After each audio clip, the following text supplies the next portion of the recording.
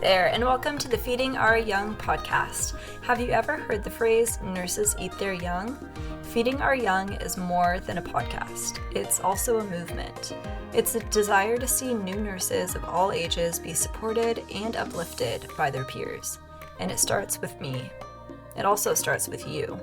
So join host Eric Miller, who is a registered nurse of nearly 20 years, an adjunct clinical instructor, and today's honored guest, myself, Sierra Martinsen, and be ready to have your life uplifted so you can, in turn, uplift others.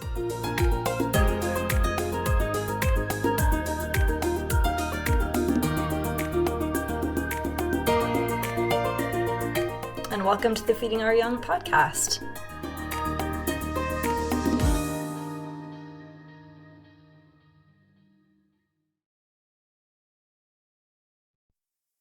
Hello, everybody, and welcome to this episode of the Feeding Our Young podcast.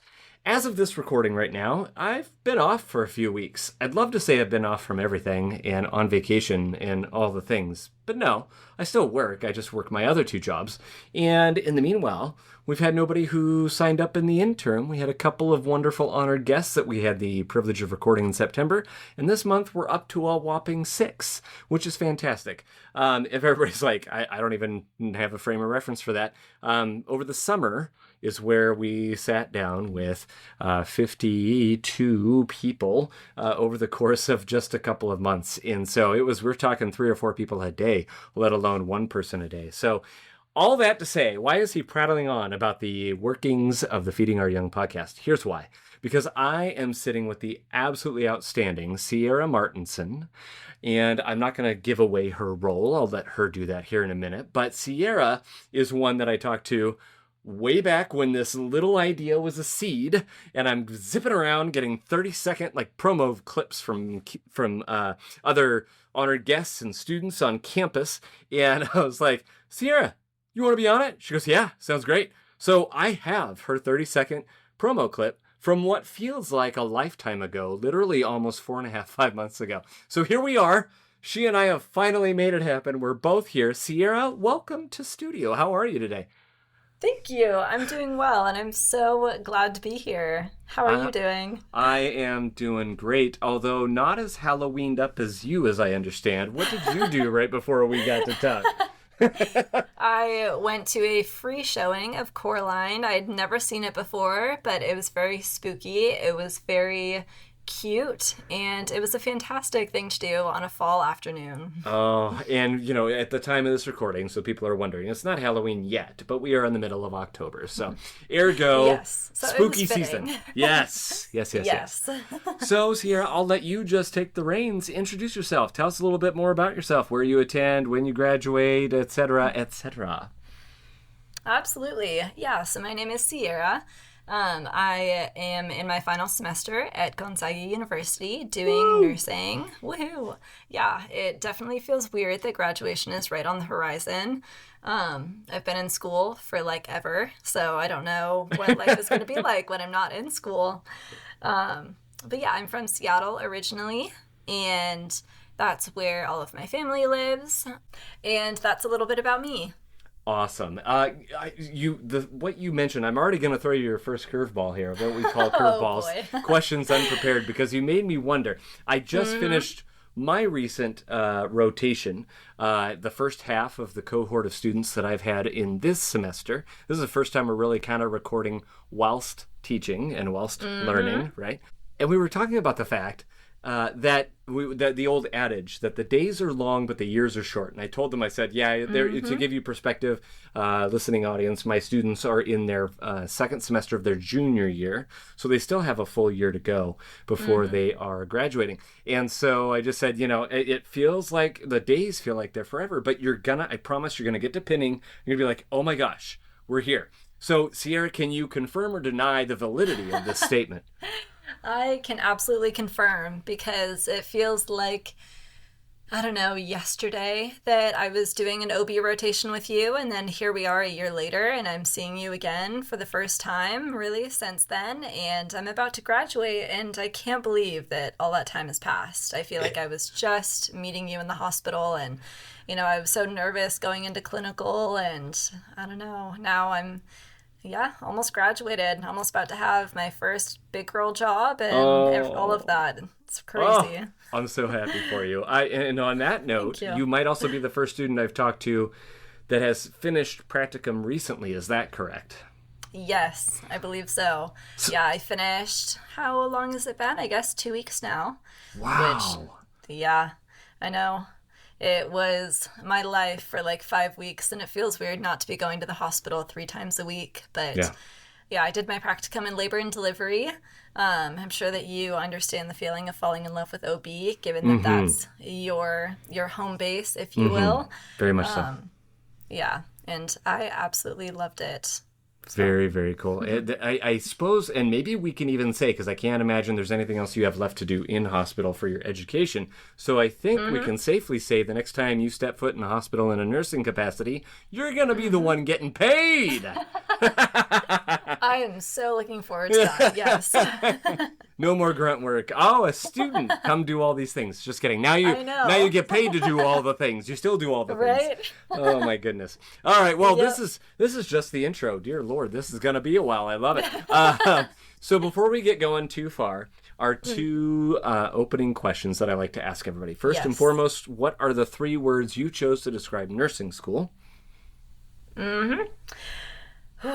I spent a lot of time agonizing over this question and trying to figure out how other people had answered it. And what I thought was representative of my cohort and kind of what makes my cohort special compared to other ones. And the 3 words that I decided to go with were demanding, diverse, and supportive. Ooh, I love those. We'll talk a little bit more about those at the end. Yeah, and absolutely. In the meantime, what are 3 of your favorite songs in life right now? 3 of my favorite songs. My answer that I'm going to give you today would probably be different than the answer that I would give you any other day. But I would say today I've been in a very Taylor Swift, folklore, Halloween, cold, crispy autumn day kind of mood. So I would say Exile by Taylor Swift has to make the cut. Okay. I've also really been loving Is It Over Now by Taylor Swift. Okay. And all of Sabrina Carpenter's new album. I can't choose. It's so good. Oh, interesting. So those have been on a repeat. Oh, now see, this is why it's fun. I'm not a Swiftie. I can for all the non testosterone-y things that define me, being a male postpartum nurse and all the things, I don't fall into the camp of Swifties. That being said, that's surprising to me. Well, I was gonna say, that being said, I also haven't given her a fair shake and haven't tried. So this is also partially just for me to discover new music as well as our listeners. So I do Absolutely. Give all word. of those a listen. I think you will enjoy them. Oh, intriguing. Oh no. Is there like if I become a Swiftie, is there something like, do I get like an actual membership card? Do I have to like dress a certain way or talk a certain way? Pretty much. I think you get like a cool card. You're like invited into the cool club. I love it. All right. Well, enough about that. Let's dive into your story. And we'll start with just talking about you and your family. Would you like to talk to people about what your family looks like and if you have any other healthcare workers in your family as well? Absolutely. My family is a little bit of a long story. I always like to preface with that because I'm about to throw a lot of information out there. Let's do it. Here's all the deets. All the deets. All the juicy details. So long story short, my parents got divorced when I was 4. And so I would say that my family is divided in 2 parts. I have my mom and my dad, and both of them are remarried. So I live with my mom and my stepdad most of the time. My stepdad had also been married previously and had 3 kids in that marriage. And so I have 3 older step-siblings. And then when my mom and dad were together, they had my older brother and me. So I also lived with my older brother in that household.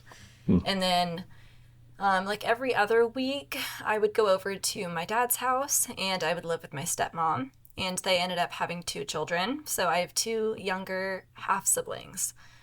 So in total, I have 3 brothers and 2 sisters, and then me. So Wow. holidays are like a very big gathering, but the rest of the time it's more like 2 nuclear families that I kind of go back and forth between. Is that something, I mean, if you don't mind my asking, like, how does absolutely. that help you become who you are? Does that help inform what makes Sierra Sierra? Absolutely. I think that both of the households were different in in like life stories and perspectives, obviously, and what people do for work and, the way that people like to live their life. And so I had 4 parents essentially. And my stepmom is from South Korea. And so I feel like I got a lot of like Asian influences from her and also just a very different life perspective than I would have gotten otherwise. My dad works at Microsoft. And so he is like a big tech geek, and I feel like he keeps me up to date with like all the cool innovative things going on that I'm not very good at keeping up with just myself. Yeah. Yeah, and then my stepdad, he traveled a lot when he was younger, and traveling has always been something that's really important to him. And so he was the one that started my whole family on all of these really amazing vacations and road trips and things that have really shaped me, I would say. And then my mom is an accountant, and I feel like she is very type A, but she is my best friend. So I have all of these different influences, and I feel like I'm really just one big like mix of all of them. And I have older siblings, I have younger siblings, I have siblings my age, I have siblings not my age. Wow. So there's just a lot going on. I feel like, my perspective is very different than it would have been otherwise. Very cool. Something that, I mean, potentially could have been a huge negative. It sounds like it was a huge positive for you. Yeah, absolutely. Yeah, that's awesome. That's awesome. So what are the things that, any healthcare workers in your family? Oh, yes. No, not a single person in my family works in healthcare. Trailblazer. So, yes. Awesome. Yeah, it's been very interesting trying to come home at the end of the day and call my mom and stepdad about what I got to see and do at clinical. And they're like, I don't really know what that means, but good for you. Like trying to be very supportive and listening and all of that, but also not really knowing anything about healthcare and not really wanting to know very much about healthcare. It's very different. Thank you. We love you. And I'm so glad things are going well. That's great. Don't share that again, please. Yeah, pretty much. Well then, okay, so nobody else in your family's in healthcare. Then what made you want to become a nurse? Yeah, I would say there are 2 main things that kind of pushed me in the healthcare direction. One of them was that my mom advocated for me to join this board when I was in middle school after seeing this little newspaper ad that was called the Issaquah Youth Advisory Board. Issaquah is the neighboring town to where I'm from. And essentially it was a 40 student board. They had various subcommittees. One of them planned events at the community center. We planned a triathlon. We volunteered at the food and clothing bank. So it was a lot of community involvement. And the board that I ended up joining, the subcommittee, it dealt a lot with physical and mental health and kind of the relation between those two. And I learned so much from being on that board. And we also hosted this huge event each year called State of Mind. And we had speakers from the community come, and they talked about different areas of health, particularly things like depression, anxiety. And so I learned a lot about mental health and just the impact that mental health has on physical health.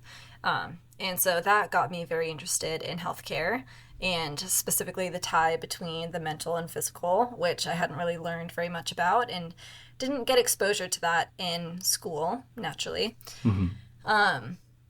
So yeah, that kind of kicked off my little healthcare journey. And so once I was in middle school, I was like, ooh, that's really cool. I think maybe healthcare could be where I could find my place.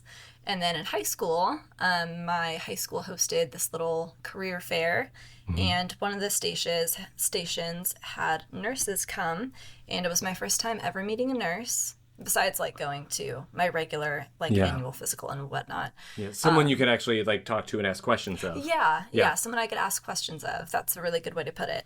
And they had like IV fluids. They had this little fake arm situation with like an IV in it. They had tourniquets. They had like, I don't know. They had just all of this nursing equipment. And I thought that they were so cool, and they just knew what they were doing, and it looked like second nature to them to do all these skills. And I was like, that is so cool. I want to be able to do that.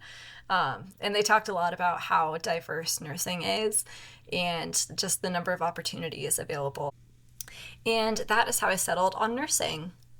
Awesome. That's amazing. That's a great story on how you got into nursing. And I love, that's one, I honestly, of the questions I ask the most often, that's one of my favorite ones, because everybody has different stories. And it's like, you get those people that are like, I don't have a story. I just thought it was what was available and I went for it. And then you have others that are like, I had this person who took care of grandma. And, I mean, it's everywhere in between. So absolutely. I love that. And that's been one of my favorite things. Oh, sorry. Actually, listening to your podcast, just hearing everyone's story about how they got into nursing. Like, I don't know. We all have such a unique story, and it's interesting watching all of us grow into like actually being nurses and looking up to certain nurses or people in our lives who have been in healthcare, and then kind of transitioning into doing that role. It's been so cool to watch everyone grow. Yeah. And then to blow your mind 10 years down the road.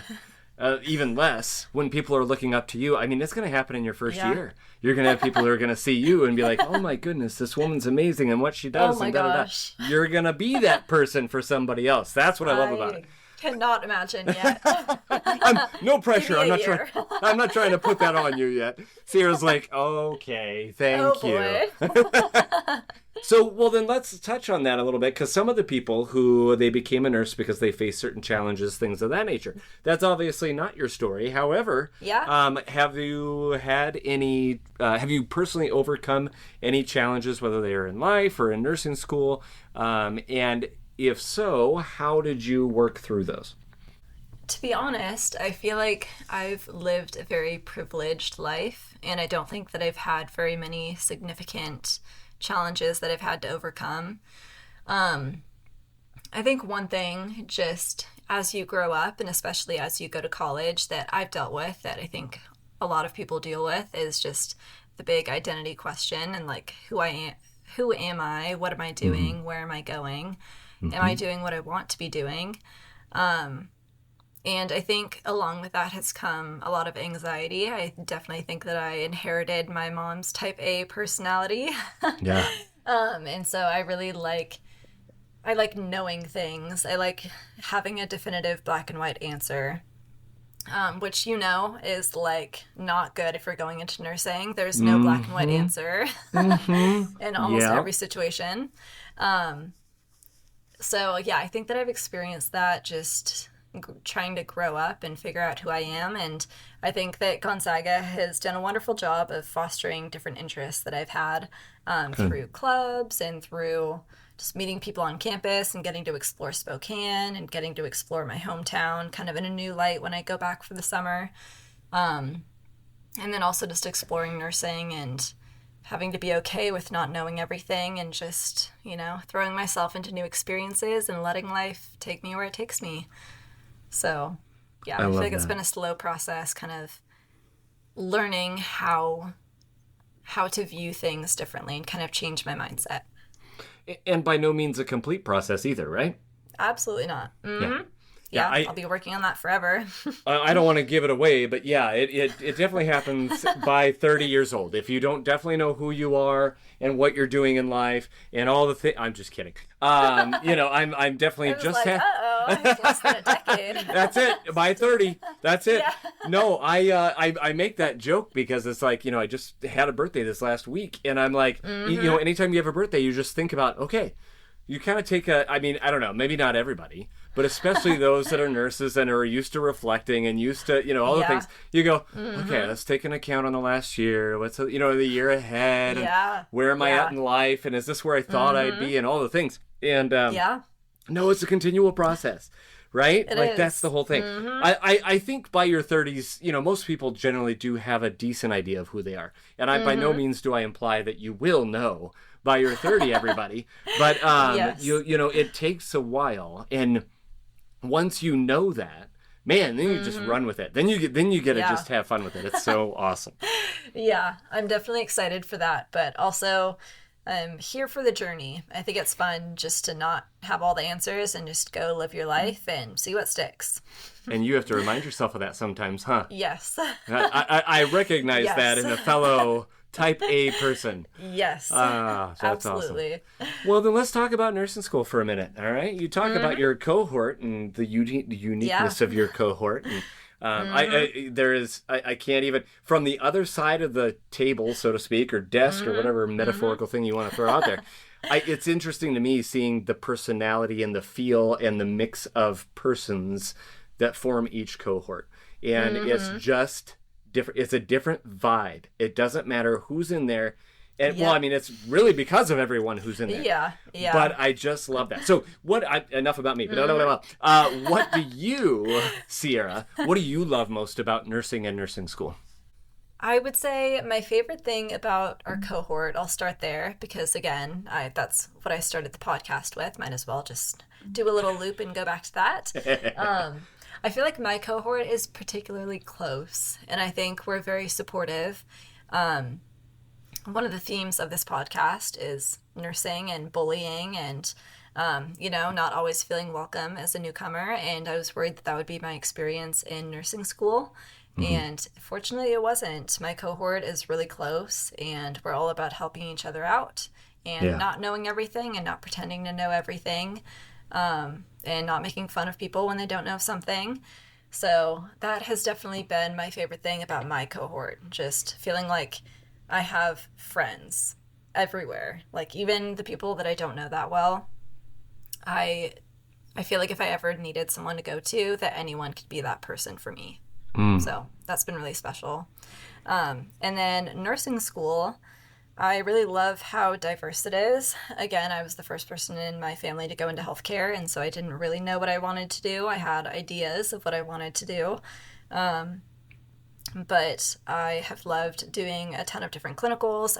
I've loved going to different sites like hospitals and outpatient centers and like assisted living and all these different places that I haven't really had access to before, and just learning what it means to be a nurse. And then getting to see a ton of different things, getting different hands-on experience everywhere I go, meeting a ton of people, seeing how different nurses like, organizing their day. And I don't know, I feel like that's really grown my own nursing persona. And it's made me really excited to get to graduate and be one of those nurses. Yeah. No, that's amazing. I can vouch, being on the other side of that. Your cohort is uniquely close, very supportive, and I love seeing that. Just on a selfish note, I am so amped for your guys' pinning ceremony because I've gone to two.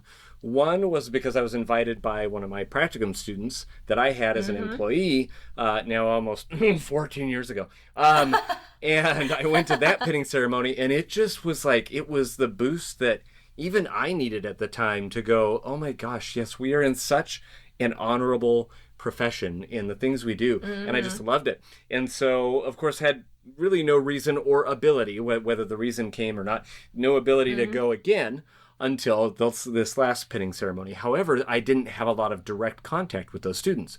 So beautiful, felt like an outsider, but just kind of, you know what I mean? Like taking it all in again. But you guys are the first cohort I got to teach, and now you guys are coming up in December. I am so excited for that pinning ceremony just to see you guys. So excited for you to be there. It'll be so special to have all of our favorite professors and educators all in one building. And I've heard that it's the moment where you feel like you've made it. Oh my gosh. I'm super excited.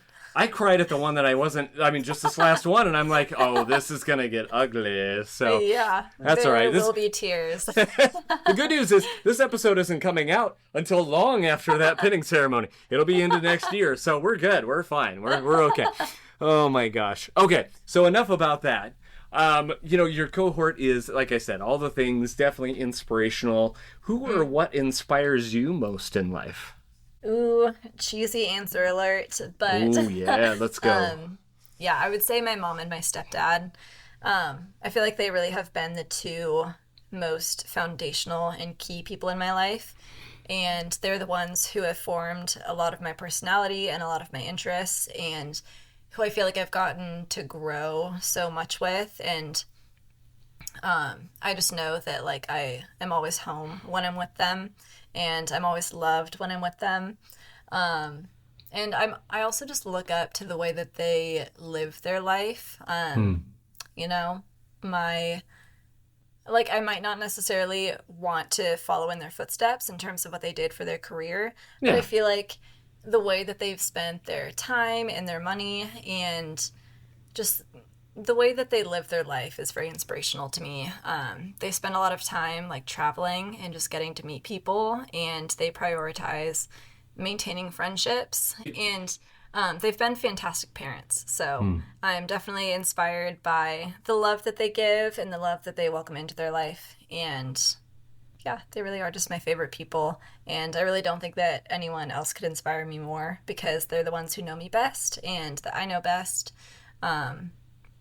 So yeah, I feel like it's harder for me to be inspired by people that I don't know, like celebrities, which I feel like is kind of a common answer, having some like author or some, politician or something that you kind of look up to. But I've always kind of struggled with that. Yeah.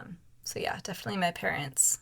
That's awesome. And I mean, you've already touched on it. I've said in this podcast before, you learn from your parents for better and for worse. You learn how to do things either by the right example or by maybe an example you don't necessarily agree with. But it sounds like you've had the fortune of having 4 parents who love you dearly and who have provided some form of amazing example for you. Yes? Mm-hmm. That's awesome. Yeah. That's awesome. I've been very fortunate in that regard. So, we'll just open up this can now because I know you're very passionate about it. And those who saw your 30-second promo clip know you're very passionate about it. But you mentioned how your parents travel and prioritize relationships and things of that nature. Mm-hmm. I am a homebody. I am, and it drives my wife nuts. I get that from my father's side of the family. Not calling out my dad. I think my mom would have traveled more if she had the resources. But my dad is very much, he's happy to be at home, unless his wife drags him around places. So I kind of unfortunately have taken that on, and I try not to. That being said, as I've gotten older, there are places I'd love to go, and there are places my wife and I plan on going. But with the traveling, you also have traveled a few places. You've also maybe done some education in a few places that are not considered the United States of America. So let's start with true statement. let's start with the simple one. Have you traveled outside the country, and if so, where? Yes. Fun fact about myself: as of this past summer, I've been to 30 countries. Oh, no. How many can you name? Prattle off as many as you can remember. Oh, we're just going for it then. Let's go. All right. Let's go. So I guess starting close to where I live, Canada and Mexico are classics.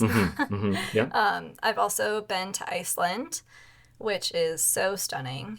I've been to the UK or England, France, Spain, Germany, Austria, Switzerland, Liechtenstein, Slovenia, the Czech Republic, Italy, Hungary, Slovakia, Bosnia-Herzegovina, Poland.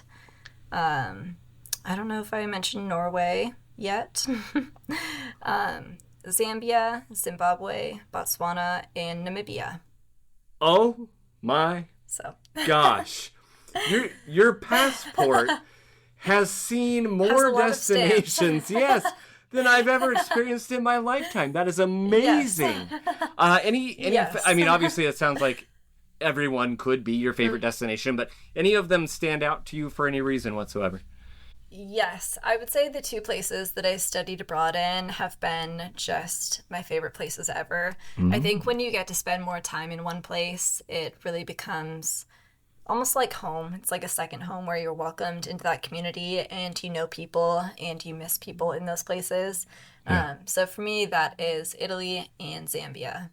Italy and Zambia. You couldn't get, I mean, you could get Yes. farther apart, but man, that's far apart. So let me, Yeah, this they're is pretty where far apart. I've talked enough. I've spent enough time flapping my gums. You get the mic now. And Oh so boy. tell us All right. all about your passion about studying abroad, what that meant, maybe compare the two, how you got the Yeah. opportunities, what did you learn? That's Yeah. it. All right, Okay. shutting up now. All right, just a short little question here. Yeah, so I knew going into college that I wanted to study abroad because my family had already taken a handful of trips abroad and I had the time of my life and I felt like it's really fantastic to get to go abroad and just get a new perspective and learn a lot more about another country and meet people from other countries. So I entered college knowing that I wanted to study abroad. And so I chose Gonzaga ultimately because they offer a 9-semester program. So I knew that I would have one semester off where I could just go anywhere that I wanted to. And Gonzaga's flagship program is in Florence, Italy. And I thought that sounded so fantastic. I was like, sign me up immediately. So I went to Italy, and while I was there, Gonzaga has its own campus. So I took a lot of just like art credits, history credits, global credits, philosophy. And I learned a lot about Florence as a city and the importance of art and architecture in that city as well, which I never would have learned if I would have stayed in Spokane. So I'm forever grateful that I got to take those classes and go on field trips around the city and just, casually go see like Michelangelo on a Wednesday afternoon because why not? Yeah, because you can. Yeah, just because I could. Wow. And while I was in Italy, I had a 3-day weekend every single weekend. And so I also got to travel a lot of other places. And I feel like it was a very fun study abroad experience. And then I did a homestay. So I also got to learn more about Italian home life and what it means to live, like actually live abroad and not just, move abroad and live with a ton of Americans, but like live with an Italian person and see how she lived her life. So that was incredible. Zambia was very different. Zambia was a 5-week program that I had heard about because it's run through the leadership minor that I'm a part of. And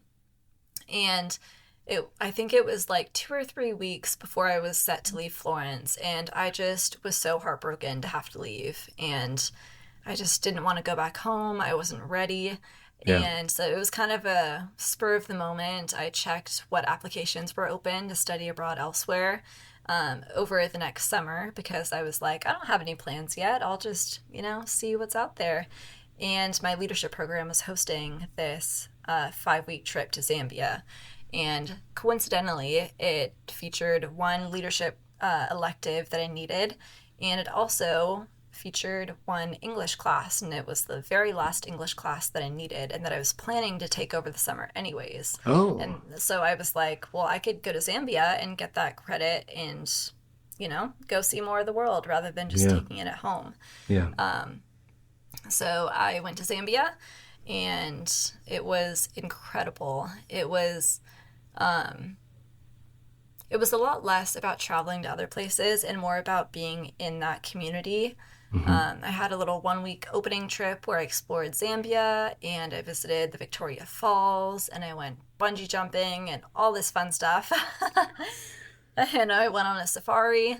And then after that, I took this little bush plane that sat 4 people max over to Zambezi, which is a very rural town in the northwestern district of Zambia. And while I was there, I got to shadow nurses and saw various units of that district hospital. And fun fact, that was my first time ever stepping foot in a hospital. Is in Zambia? It was in Zambia. Oh. And seeing the nurses there, yeah. And I was very inspired. They were very autonomous because at the time that I was there, none of the doctors that worked at that hospital were on site. They were all at different hospitals around the district. And so it was literally the nurses running the show and treating everything and giving medications and putting in orders. And it was all paper charting. So it was definitely a different experience than being in healthcare here in the United States. But I was so glad that I got to have that experience. And yeah, shadowed nurses. It was so cool. Wow, it's not often I get to be speechless, and I'm speechless. For anyone out there who is like me and is like, oh, we're just living vicariously through you, that's okay. That's okay. You haven't been anywhere because of opportunity, lack of opportunity, or because you are a fellow homebody. This is why you want to travel, right fair. Here. Yeah, it was amazing.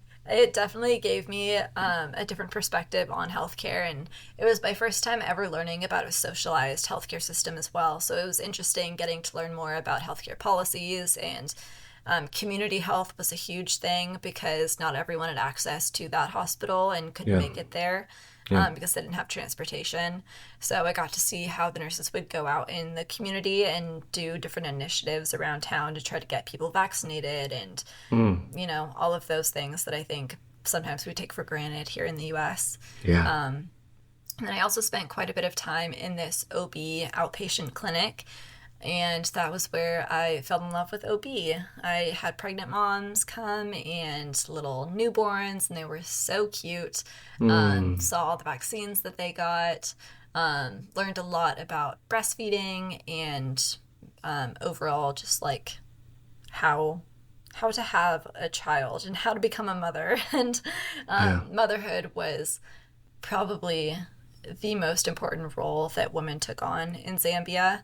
And it was really interesting learning more about that culture through the lens of healthcare and being a nurse, and how nurses really had to get on the level of the patients and address OB type concerns. Yeah. Sorry, how do I want to say this? Just think it through. Yeah, and the nurses had to approach these mothers very differently. It was more of not necessarily having like pamphlets to give out and books and telling people to come back for follow-up appointments like we do in the United States. A lot of women couldn't come back at a later date, and many women weren't literate. There were also 2 languages spoken in the community that I was in, and so it wasn't possible to have one pamphlet to just give out to everyone to read. Yeah. And so the nurses did a really fantastic job of navigating the culture and really meeting those mothers where they were at. So that's something that sticks with me and something that I really want to implement in my future practice. I was going to say, I mean, you right there, you got an upfront life lesson in something that hardly any of us Americans get to experience. And that's going to just, I mean, I can't even imagine what that's going to do for your practice. It's just outstanding. Yeah. They were incredible, and I'm a little bit sad that I don't get to go back now that I'm graduating nursing school, because I think that I would also view what those nurses were doing totally different now. Yeah. Now that I have perspective on the American healthcare system. Yeah. Sounds like a good life goal to sink some money and time into, though. Yeah. Right? Okay, so when that happens, I've got you on the hook. You're willing to come back and tell us all about it, right?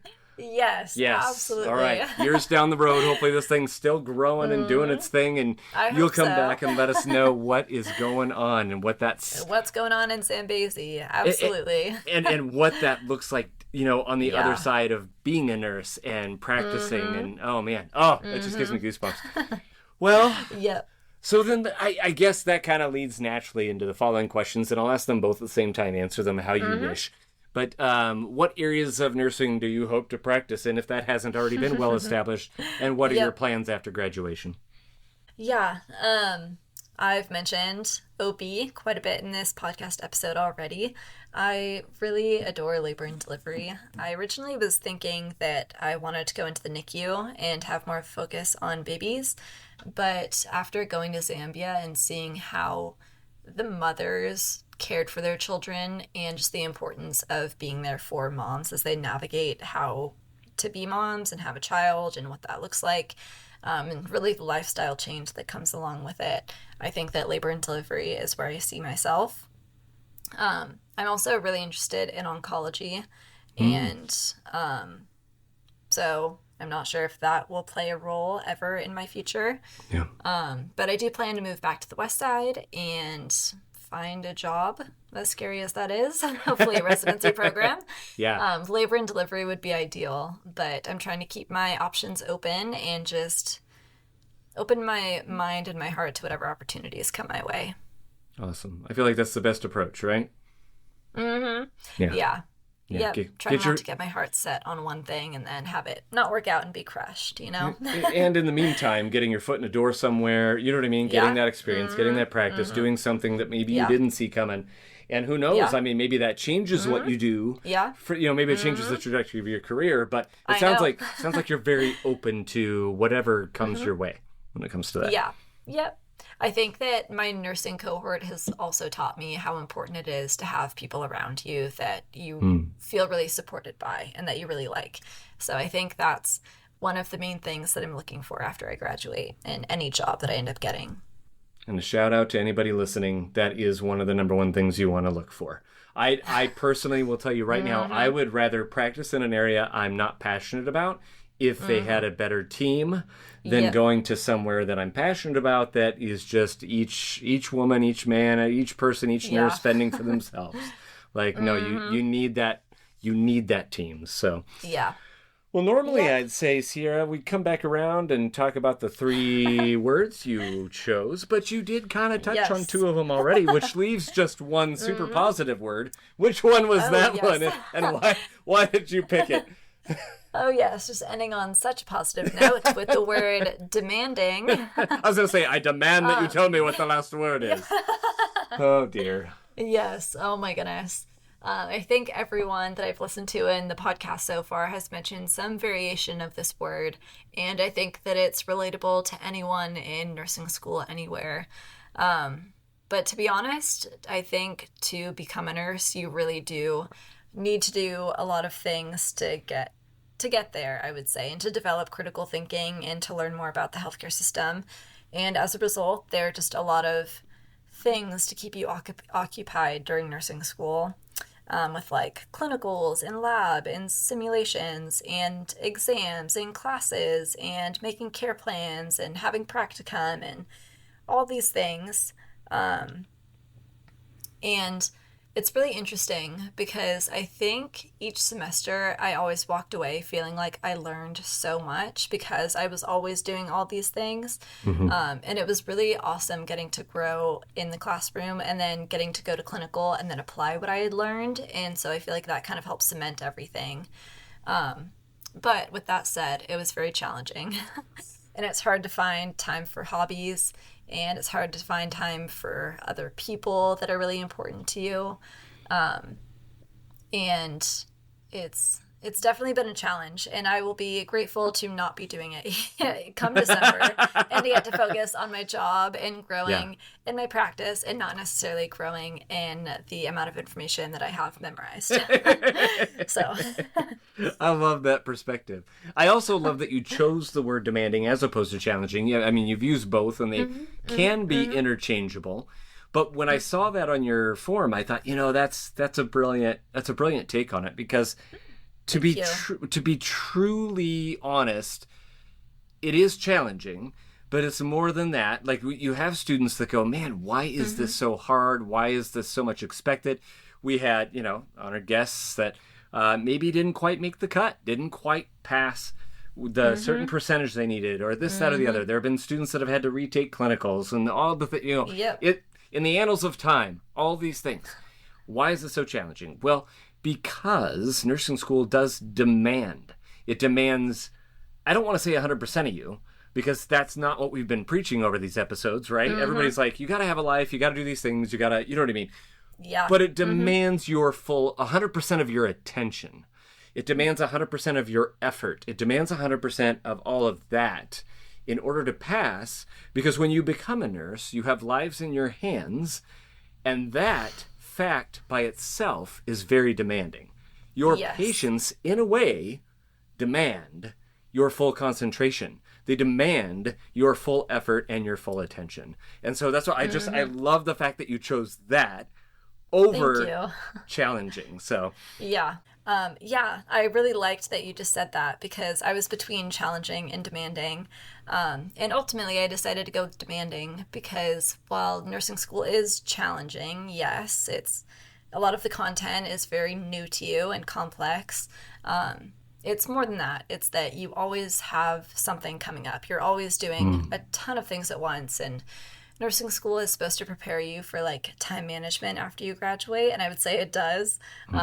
But it's because it demands so much of you and so much of your time and attention and mental energy and physical energy. And I felt like that was more all-encompassing than the word challenging. Yeah. Love it. Sierra, bringing the truth today. Bringing the truth. So unfortunately, we'll wrap up with one last truth, and that is, if you can only give one piece of advice to fellow nursing students out there listening, what would it be and why? Okay, I'm going to jump on the bandwagon here and say what everyone else has said, because I think it's such an important message.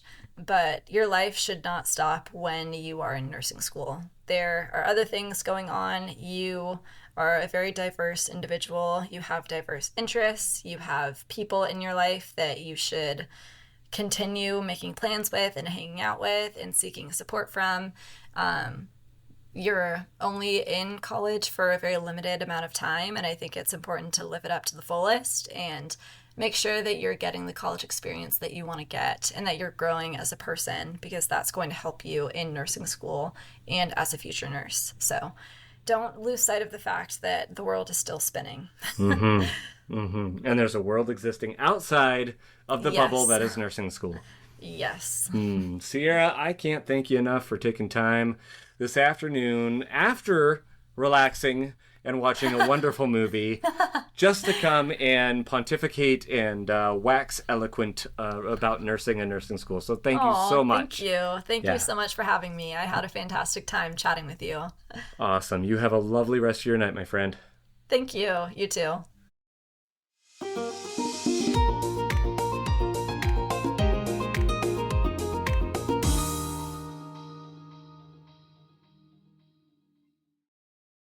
Here's what's happening on the next episode of Feeding Our Young. I love putting that passion and energy into my classroom and watching the growth. It's incredible. Nursing students that you're listening out there, if you ever have me, you'll know the days I take my Zip Fizz in the morning because I'm like, yes, let's go. But I kind of intentionally do that because I want to set the tone. I want to make sure that we're there with a good attitude, because nobody wants to crawl out of bed when it's still dark outside and it's cold and we're entering this smelly hospital and we're doing all these hard things, right? So how do we keep a good energy and bring that to the floors? And so I love bringing that to the classroom because I think it's contagious, and I love watching the students have fun in the seriousness of it all and grow. And I'll say, man, remember that first day of clinical? And let's look at it right now. What made you feel like a nurse this quarter? And they just rattle all these fun things. That's so much fun to watch them just like become more confident and proud of themselves. And from like, deer in the headlights to jumping in and helping as they can.